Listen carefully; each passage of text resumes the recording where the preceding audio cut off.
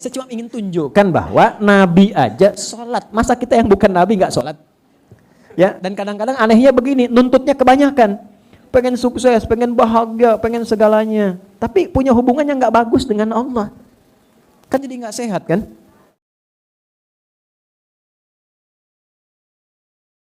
Bismillahirrahmanirrahim. Yang ingin saya tegaskan, satu, sholat dulu. Kenapa orang Islam itu sholat? Ini dulu. Ini saya ingin tegaskan ini dulu. Kenapa sholat? Kewajiban. Ada lagi? Baik. Kalau kita memaknai sholat sekedar kewajiban, nanti sifat sholatnya untuk menggugurkan wajibnya saja. Bahasa gampangnya, yang penting sholat. Mau sholatnya khusyuk, mau tidak, yang penting sholat. Tapi ketika Allah memilihkan kata ini pun, itu bukan hampa makna. Ada makna yang sangat dalam sekali. Baik, teman-teman masih ingat tadi? Yang memiliki ketenangan itu siapa? Yang punya sakinah? Allah. Yang punya mawaddah siapa? Allah. Yang punya rahmah siapa? Yang punya segalanya Allah kan? Baik. Teori mengatakan secara logika, orang yang punya koneksi dengan sosok yang punya segala hal, bukankah lebih mudah hidupnya? Maka kalau kita terkoneksi dengan Allah, kita mudah mengakses semua hal yang kita harapkan tadi. Nah, dalam bahasa Arab, mengoneksikan sesuatu sehingga tersambung kuat dan sulit dilepaskan, itu disebut silah namanya. Silah. Ya. Masih teman-teman ingat kalau kita kumpul-kumpul tuh suka disebut apa namanya? Silaturahim kan? Nah, kenapa menggunakan kata silah? Diharapkan semua yang datang ini terkoneksi. Jadi bukan cuma sekedar datang, kemudian duduk, pulang, tidak. Diharapkan kenal, ini teman siapa? Si fulan dari mana? Kalau ada yang punya kesulitan bisa dibantu gugur kesulitannya. Kalau ada yang gelisah pulang jadi tenang. Pulang saling mendoakan. Itulah yang disebut silah. Nah, jika kita ingin merubah kata ini dengan koneksi yang sangat kuat dalam bentuk ibadah yang terpola caranya awal sampai akhir, maka rubah kalimatnya dari silah menjadi sholat. Jadi, maka kenapa ibadahnya disebut dengan sholat? Karena di dalam sholat itu kita dilatih untuk mengoneksikan diri kita dengan Allah. Sehingga saat terkoneksi kita ingat Allah dimanapun. Kalau sudah ingat, terjaga oleh Allah.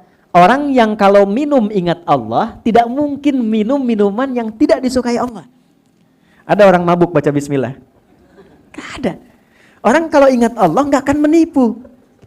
Orang kalau ingat Allah gak mungkin keluar masjid tertukar sendal. Itu gak mungkin tuh. Ya kan? Orang kalau ingat Allah gak akan menyakiti. Karena ingat. Nah, ini yang dimaksudkan Quran surah ke-20 ayat ke-14, ini konsep dasarnya ini. Ya.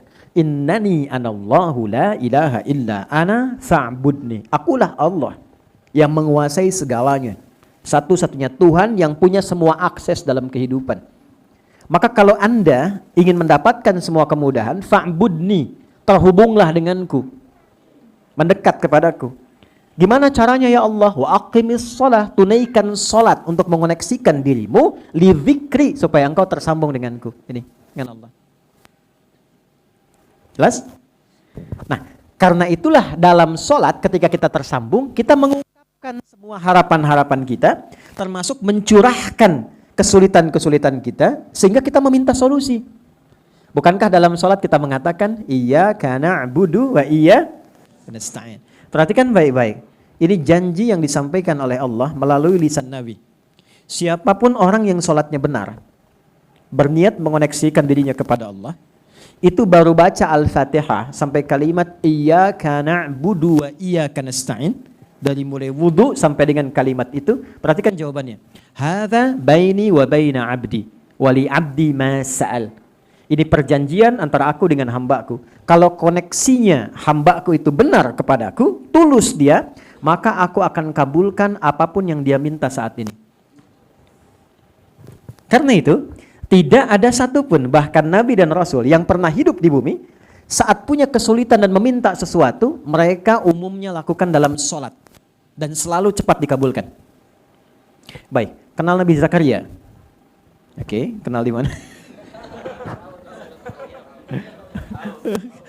Nabi Zakaria tahu, oke.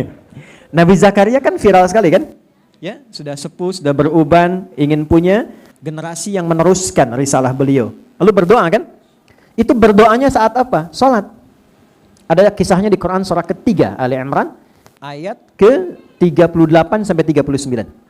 Hunalika da'a Zakaria rabbah, di mihrab Maryam beliau mengoneksikan dirinya kepada Allah, minta salat.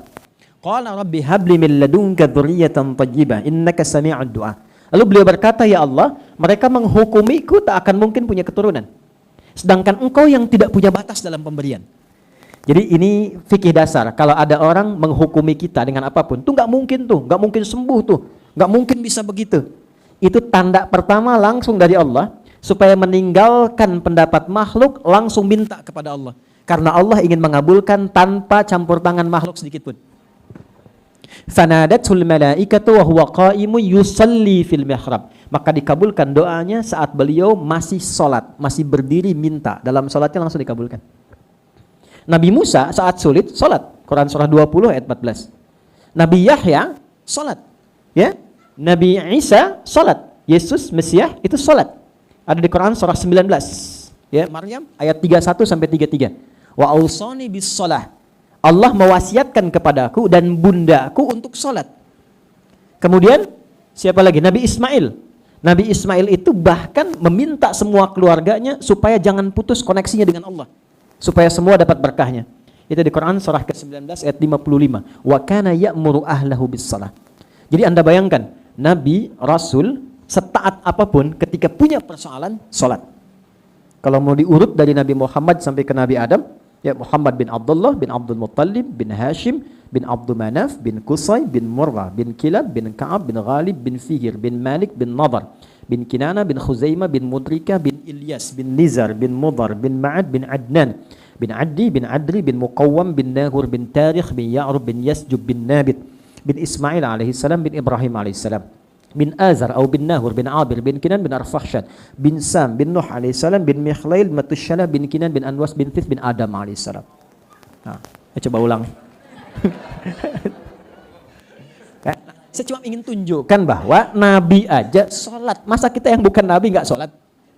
Ya, dan kadang-kadang anehnya begini, nuntutnya kebanyakan.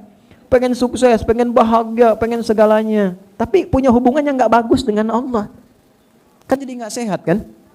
Nah ini kenapa disebut dengan sholat, selain membuktikan kebertuhanan kita kepada Allah, juga memberikan kesan-kesan yang dalam supaya kita bisa mendapatkan semua pancaran kebaikan yang Allah berikan untuk kita. Jelas sampai sini?